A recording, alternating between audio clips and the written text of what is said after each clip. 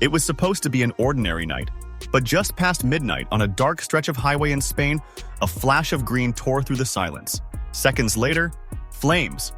Inside that wreckage was one of football's brightest stars, Diogo Jota, and his brother André. By sunrise, news of the crash had shaken the entire world of sport. But behind the headlines, the story of what really happened that night is far more complicated than anyone first realized.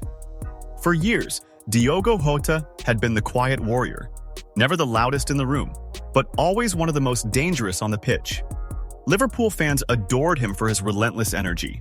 Portugal called him one of their finest.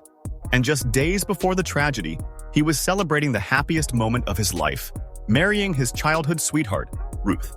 Together they had 3 kids, a home, a future, and everything to live for. But hidden beneath the joy was a decision that would set the final chain of events in motion.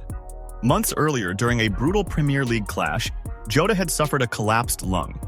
He kept it quiet, played through the pain, finished the season, and only then went in for surgery. Doctors told him to rest, and most importantly, not to fly. The pressure difference could be deadly. So, when the pre-season tour kicked off in Japan, Jota decided to skip the flight and drive home to England instead. A small decision, one that changed everything. On July 2, 2025, Jota and his brother André left Lisbon in a rented Lamborghini Huracan. The plan was simple: a late-night drive north through Spain, then a ferry to England. The car was sleek, powerful, but also temperamental. At those speeds, one small problem could become catastrophic. As the clock passed midnight, the brothers crossed the Portugal-Spain border and entered the A52 motorway. The road was long, dark, and known locally for its sharp bends and poor lighting. At 12:35 a.m., as the Lamborghini began to overtake a truck, something went horribly wrong. A loud pop, a violent swerve, and within seconds, chaos. The supercar flipped multiple times, veering off the asphalt and bursting into flames.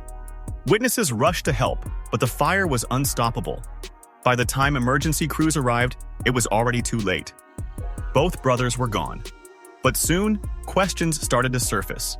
And the simple explanation no longer seemed so simple. Initial police reports claimed that Jota had been speeding, well above the 120 km/h limit. It fit the narrative: a fast car, a famous footballer, a deadly crash. But within hours, eyewitnesses came forward with a very different story. One of them, José Aedo, a Portuguese truck driver, said he was on that same highway. He swore that Jota's car had passed him super calmly without speeding. He even stopped, grabbed a fire extinguisher, and tried to help. In his own words, "I did everything I could, but it was impossible.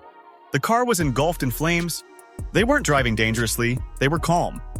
Other drivers who use that same road daily echoed his claim, calling the A52 one of the most dangerous highways in Spain, notorious for poor maintenance and limited visibility.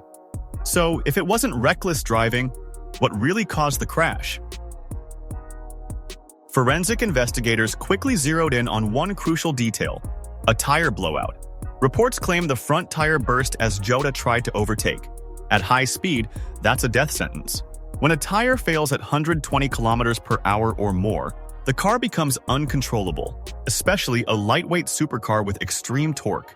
The Huracan veered off the road, flipped several times, and landed far beyond the guardrail. Police concluded that the combination of a blowout and probable speeding caused the crash, but that word, probable, left room for doubt. Because the same day, independent experts pointed out something strange. No skid marks were visible for several meters before the impact point, suggesting the blowout may have happened before the overtaking maneuver.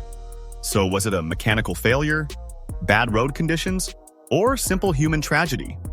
While the media dissected every detail, those who knew Jota remembered something else: his humility. Despite fame, he lived quietly, often spending free time gaming online rather than partying. He was deeply loyal to his family, his teammates, and his country. Just days before the accident, he had posted photos from his wedding captioned, "Yes, forever."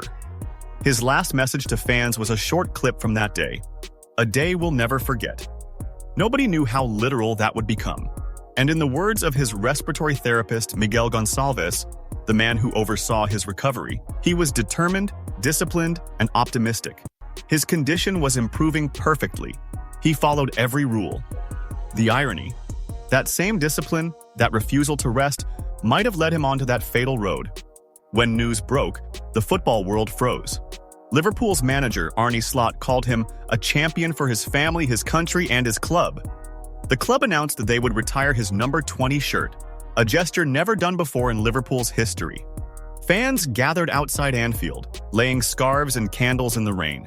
In Portugal, his hometown renamed their academy after him, ensuring his name lives on for future generations. Even rival fans, from Manchester to Madrid, paid tribute online, posting messages like "Gone too soon" and "Legends never die." But for his family, especially his wife Ruth and their 3 children, the silence left behind was immeasurable. Weeks later, the investigation continued. Experts still debate whether the crash was due to speed, tire failure, or the dangerous condition of the A52. The truth may never be fully known.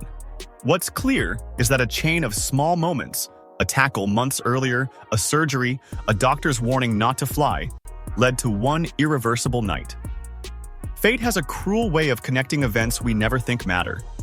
A single tackle on a football pitch becomes a countdown to tragedy on a highway hundreds of miles away.